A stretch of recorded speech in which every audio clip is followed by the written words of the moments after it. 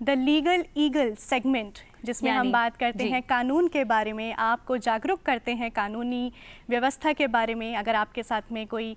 Harassment होता है या किसी भी प्रकार का कोई ऐसा क्राइम आपके साथ हो जाता है, भगवान ना करे ऐसा हो हमारे दर्शकों के साथ में, दुआ हमारी यही है। लेकिन हम ये पूरी जानकारी जो है वो अपने दर्शकों तक इसलिए पहुंचाते हैं ताकि उन्हें अपने अधिकारों का पता हो, वो ये जानते हो कि कानूनी प्रावधान क्या है, कैसे आप ये समस्याओं से निपट सकते हैं। और ये जानकारी हमारे साथ साझा करने के लिए स्टूडियो में उपस्थित हैं advocate Juhi Arora, supreme court of India से। नमस्कार, आपका बहुत बहुत स्वागत है। थैंक यू सो मच, बहुत बहुत शुक्रिया। आज हम एक बहुत ही गंभीर विषय पर बातचीत करने वाले हैं, हैरासमेंट के बारे में। तो जब हम कानूनी रूप से इसकी परिभाषा जानना चाहते हैं तो हैरासमेंट यानी उत्पीड़न, ये क्या है?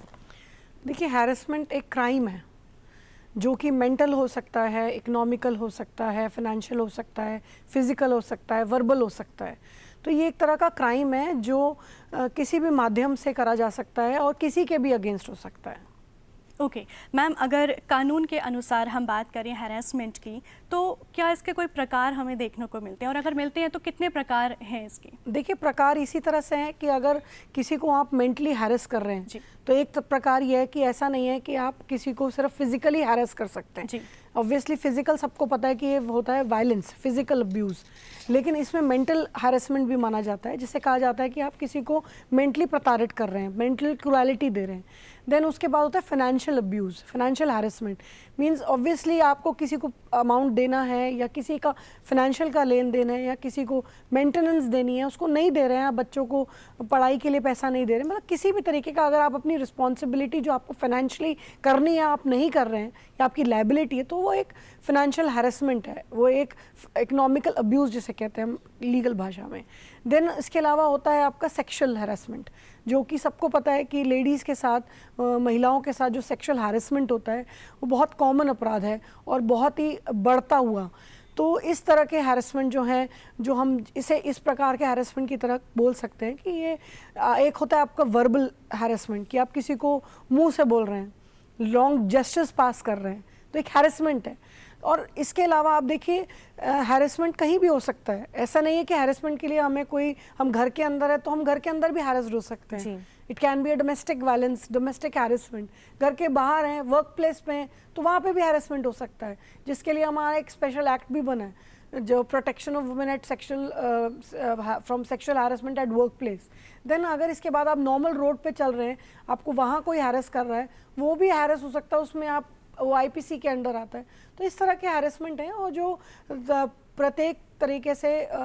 लोग जो हैं किसी भी के अगेंस्ट कर सकते हैं। ये नहीं कि सिर्फ महिलाओं के अगेंस्ट है, it can be against children also, it can be against senior citizen, senior citizen के अगेंस्ट भी हो सकता है, आदमी के अगेंस्ट भी हो सकता है, कंपनी के अगेंस्ट भी हो सकता है, और बच्चों के अगेंस्ट भी हो सकता है। और मैम, हैरासमेंट किस किस के साथ हो सकता है? क्या इसमें केवल मनुष्य शामिल है इस कैटेगरी में, या फिर यहाँ पे हम जानवरों की भी बात कर सकते हैं? जी बिल्कुल, ये सच्चाई है कि सिर्फ हम इस अर्थ पे रहते हैं, और ये जो हमारी ये भूमि है वो सिर्फ हमारे लिए नहीं है, इसमें पक्षी, पौधे, पेड़ पौधे और जानवर भी सीमित हैं। तो जिस तरह से हम देख रहे हैं कि अभी परसों की न्यूज़ में थी, अगर आप लोगों को शायद पता होगा, कि आगरा में एक इंसान ने अपने पेट डॉग को गाड़ी में लॉक करके आगरा ताजमहल देखने जाने गए, और उसके बाद जब वो वापस लौटे तो वो देखते हैं उनका डॉग जो है चोक सफोकेशन की वजह से डेथ हो जाता है। तो आप कहने को डॉग है, लेकिन क्या उसकी जान की वो कीमत नहीं जो इंसानों की है? उसकी इमीडिएटली पार्किंग वाले ने कंप्लेंट करी, और उस जो मालिक है उस डॉग का, उसके अगेंस्ट एफआईआर हुई है। तो ऐसा नहीं है, ये एक हैरेसमेंट है जो हमें पता नहीं चलता, और कई बार हम अनजाने से भी हो जाता है, और कई बार जानबूझ के भी हम करते हैं, और ये किसी के अगेंस्ट भी हो सकता है। जैसा कि मैंने पहले भी बोला, बच्चों के अगेंस्ट इतने अपराध हो रहे हैं जिसके लिए हमारा जस्टिस जुवेनाइल एक्ट बना है, पॉक्सो बने हुए हैं। तो इस तरीके से ये एक अपराध है जो आप कहीं भी पा सकते हैं, और किसी के साथ भी हो सकता है। जी मैम, बच्चों की बात चल रही है, आपने बच्चों का जिक्र किया, मैं अगला सवाल यही पूछना चाहूँगी कि अगर बच्चों के साथ में हरासमेंट जैसा कुछ होता है तो क्या इसके लिए कोई ख़ास कानून बना है? जी हाँ, पॉक्सो एक्ट है जो स्पेसिफिकली कहता है कि अगर किसी भी तरह से बच्चों के अगेंस्ट कोई अपराध हो रहा है, कोई सेक्सुअल हैरेसमेंट हो रही है, छोटे बच्चों के जिनकी 12 साल से कम उम्र है या 12 से 16 साल तक की जो उम्र है, उन सब के जो है अलग अलग प्रावधान बने हुए इस एक्ट के दौरान, जिसमें कि 3 साल की सज़ा है, 7 साल की सज़ा। तो डिपेंड करता है किस तरह का अपराध किया गया है और कैसा अपराध है, कितने साल के बच्चों के साथ किया गया, तो उस हिसाब से जो है कोर्ट, और इसको बहुत फास्ट ट्रैक किया गया है। ऐसा नहीं है कि आज अगर आपके बच्चे के साथ कुछ हुआ है और आप इसको रिपोर्ट करा रहे हैं तो उसमें आपको सालों लग जाएंगे लड़ने के लिए। प्रॉपर जो जस्टिस जुवेनाइल एक्ट्स की वजह से एक पॉक्सो कोर्ट बनी हुई है, जिनकी इनफैक्ट एविडेंस भी अगर लीड होता है तो वो बहुत ही बंद कमरे में और अंडर द कैमरा होता है। तो ऐसा नहीं है कि ये पब्लिकली, आप अगर किसी क्राइम को रिपोर्ट करा रहे हैं जो बच्चे के साथ हुआ है तो वो पब्लिकली आएगी, आप उसको बहुत संगीनता से लिया जाता है और इस चीज़ पे बहुत ज़्यादा कार्रवाई ऐसी है जिसको आप अच्छे से करा सकते हैं और आपको डरने या आपको इस चीज़ की परेशान होने वाली बात नहीं है। और मैम, ऐसा यदि हमारे बड़े बुजुर्गों के साथ किसी भी प्रकार का उत्पीड़न या हैरेसमेंट हो जाता है तो कैसे वे अपनी बात कह सकते हैं, कानूनी प्रावधान क्या कहते हैं? जी बिल्कुल, सीनियर सिटीज़न एक्ट है जो बहुत ही तरीके से और बड़े ही साफ शब्दों में ये कहता है कि आप सीनियर सिटीजन्स को किसी भी तरह से आप वायलेट नहीं कर सकते हो, उनके राइट्स को या उनको हैरेस नहीं कर सकते, जिसमें कि उनकी मेंटेनेंस भी आती है, उनका रहने का जो छत है, जिस घर में वो रह रहे हैं, वो चाहें अगर वो अपने घर में किसी को नहीं रखना चाहते, जैसे कि जनरली हम देखते हैं जो बेचारे बुजुर्ग हैं उनको जो है उनके घर में रह के उन्हीं के साथ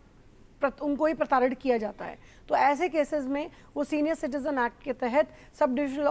ऑफिस में जाके अपनी कंप्लेंट को रजिस्टर करा सकते हैं और उसमें इमीडिएटली ऐसे केसेस पे बहुत ही जल्द एविक्शन के ऑर्डर्स आराम से कर दिए जाते हैं। कि मतलब अगर आप चाहते हैं कि मेरे घर में कोई नहीं रहे और वो रह के मुझे, चाहे वो उनके खुद के बेटे क्यों ना हो, चाहे वो खुद की उनकी बहू क्यों ना हो, तो आप ऐसे लोगों को भी आप एविक्ट करा सकते हैं बिना हिचक के। और आप अपने बच्चों से बिल्कुल गुजारा भत्ता की भी मांग कर सकते हैं। It means maintenance. अगर आपको लगता है, क्योंकि आप एक सीनियर सिटीज़न हैं और आप पेरेंट हैं, आपने उनको एक टाइम पे पाल पोस के बड़ा किया और उसके प्रति आप उनकी एक जिम्मेदारी है। क्योंकि आप देखें, सिर्फ जिम्मेदारी बेटों की नहीं है, मैं तो कहती हूँ बेटियों की भी है। एक सुप्रीम कोर्ट की जजमेंट थी जो अभी कुछ साल पहले ही आई है, जिसमें कि स्पेसिफिकली बोला गया कि अगर लड़कियों का हक है प्रॉपर्टीज़ में फादर की, क्योंकि पहले सिर्फ बेटों का होता था, अगर लड़कियों का हक है तो लड़कियों को उनकी लायबिलिटी संभालने का भी हक है, उनकी रिस्पॉन्सिबिलिटीज़ लेने भी उनकी ही वो है, एक राइट है। तो इस तरह से सुप्रीम कोर्ट भी और जो हमारे कोर्ट्स हैं वो खुद ये चीज़ समझते हैं कि सीनियर सिटीजन्स हैं, तो इसका मतलब ये नहीं कि आप उनके साथ कुछ भी करें, तो आप उनके पास पूरा राइट है, वो अपनी जाके कंप्लेंट दाखिल करा सकते हैं। बिल्कुल मैम, समाज में ज़्यादा और अधिकतर जो हम देखते हैं महिलाओं के साथ में हरासमेंट के केसेस, आप खुद एक एडवोकेट हैं तो आपके साथ भी ये एक्सपीरियंस रहा होगा कि महिलाओं के साथ में हरासमेंट केसेस हमें ज़्यादा देखने को मिलते हैं, तो क्या आपके करियर में ज़्यादा केसेस आपको देखने को आज तक मिले हैं? देखिए बिल्कुल, जैसा कि हम इसमें ही बात कर रहे हैं कि हैरेसमेंट एक बहुत बड़ा वर्ड है जो कि बहुत लोगों के साथ हो सकता है, लेकिन फिर भी आज की डेट में अगर हम इस देश में देखें तो हमारी महिलाओं के साथ इस हैरेसमेंट को ज़्यादा देखा जाता है। और ये हैरेसमेंट जो है डोमेस्टिक वायलेंस जिसे कहते हैं, घर के अंदर भी हो सकता है। इसी के ऊपर 2005 में एक डोमेस्टिक वायलेंस एक्ट बना गया है जो कि सिर्फ महिलाओं के लिए है, जिसमें सिर्फ महिलाएं कंप्लेनेंट हो सकती हैं और वो अपने केस फाइल कर सकती हैं, चाहे फिर वो सास बहू के अगेंस्ट हो या बहू सास के अगेंस्ट हो या बहू बाकियों के जो घर के बाकी मेंबर्स हैं उनके अगेंस्ट हो। तो इस तरह के जो कंप्लेंट्स हैं वो प्रोटेक्शन एक्ट के अंदर, डोमेस्टिक वायलेंस एक्ट के अंदर जाके आप अपनी कंप्लेंट को रजिस्टर करा सकते हैं और मजिस्ट्रेट के आगे उस पर कार्रवाई करवा सकते हैं। इस एक्ट के अंदर मतलब आप ये समझिए all release under the one roof. हम तो ये बोलेंगे सारी प्रॉब्लम्स का जो सोल्यूशन है सिर्फ एक एक्ट के अंदर है। इसमें आप मेंटेनेंस क्लेम कर सकते हैं अपने हस्बैंड से, आप इसमें रेजिडेंस ऑर्डर मांग सकते हैं, अगर आपको घर से बाहर निकाल दिया गया है आपको घर वापस लाने की या घर में रहने की, कि घर से निकाला ना जाए, इस तरह के रेजिडेंस आप क्लेम कर सकते हैं इस एक्ट के अंदर। इसके अंदर आप फिनेंशियल अब्यूज़ अगर आपके साथ हो रही है, इकोनॉमिकल कंपनसेशन मांग सकते हैं, जो आपके साथ इन्होंने आपके साथ जो डोमेस्टिक वायलेंस हुआ है उसकी आप कंपनसेशन मांग सकते हैं। आप स्त्रीधन की रिकवरी मांग सकते हैं, जो एक औरत का अपना स्त्रीधन होता है। तो आप साथ में बच्चे की अगर विजिट, कल को आपसे बच्चा अगर छीन लिया है किसी ने, आपके ही बच्चे को, आपके हस्बैंड ने या उनके, तो आप उसके लिए विजिटेशन तक क्लेम कर सकते हैं। इसके लिए आपको अलग से एक्ट में नहीं जाना पड़ेगा कस्टडी के लिए, वो आप करिए अपने, आपके पास एक दूसरा रास्ता भी है क्योंकि लॉ बहुत वास्ट है, बहुत वाइड है। लेकिन इस एक्ट के अंदर आप बहुत सारी चीज़ें जो है मांग सकते हैं, यहाँ तक कि आप एक छत के नीचे रह के उसी छत के नीचे जो बाकी के लोग हैं उनको, उनके अगेंस्ट भी रिस्ट्रेनिंग ऑर्डर ले सकते हैं। तो ये एक्ट बहुत ही ज़्यादा स्ट्रॉन्ग है और बहुत ही अच्छे तरीके से और इस तरीके से बनाया गया है, ध्यान में रखते हुए कि एक ही चीज़ को सब प्रॉब्लम्स का एक ही एक्ट के अंदर समाधान निकाला जा सके। और मैम कई बार ऐसा भी होता है कि केवल घर पर नहीं बल्कि कार्यालय यानी वर्क प्लेस पर भी महिलाओं को उत्पीड़न का सामना करना पड़ता है। तो सबसे पहले तो ये जानना ज़रूरी है कि क्या क्या है जो इस श्रेणी में आता है जिसको हम एक्नॉलेज करें कि यह हरासमेंट के अंतर्गत है, और उसके बाद क्या इससे जुड़े हुए कानूनी प्रावधान हैं। देखिए, जैसा कि घर के अंदर मैंने आपको समझाया, अब घर के बाहर है तो इस पर भी एक एक्ट बना है, जैसे कहते हैं पॉश हम शॉर्ट फॉर्म में, जो उसकी sexual harassment at work place है वुमेन के लिए। क्योंकि हमें पता है कि आज की डेट में महिलाएं उसी तरीके से बाहर निकल रही जिस हिसाब से पुरुष बाहर निकलते काम कर रहे हैं, और एक ही संस्था में रह के अगर पुरुष को पूरी तरह से इन्वायरमेंट मिल रहा है तो उसी तरीके से महिलाओं के साथ भी वही इन्वायरमेंट मिलना चाहिए। उसको ध्यान रखते हुए इस एक्ट में बहुत सारी राइट्स हैं जो महिलाओं के लिए दी गई। अगर किसी भी एंड पे किसी भी एम्प्लॉय को जो वुमेन इन नेचर है उनको पता चल रहा है कि मेरे साथ ये गलत हुआ है, तो वो इमीडिएटली एक कंप्लेंट और इंक्वायरी बैठा सकती हैं। इंटरनल कमिटी आईसीसी जो होती है वो उनको फॉर्म करनी पड़ती है किसी भी कंपनी को, जो कि इस एक्ट के अंदर एक फॉर्मुलेशन की मतलब एक फर्स्ट एसेंशियल ज़रूरत है, और आप उसके अगेंस्ट उस पर्टिकुलर आदमी के अगेंस्ट जाके कंप्लेंट कर सकते हैं। और परसों के ही जजमेंट ये है, दिल्ली हाई कोर्ट ने एक जजमेंट दिया है बहुत ही बढ़िया, जिसमें ये कहा गया है कि अगर आप एक ही डिपार्टमेंट में नहीं हैं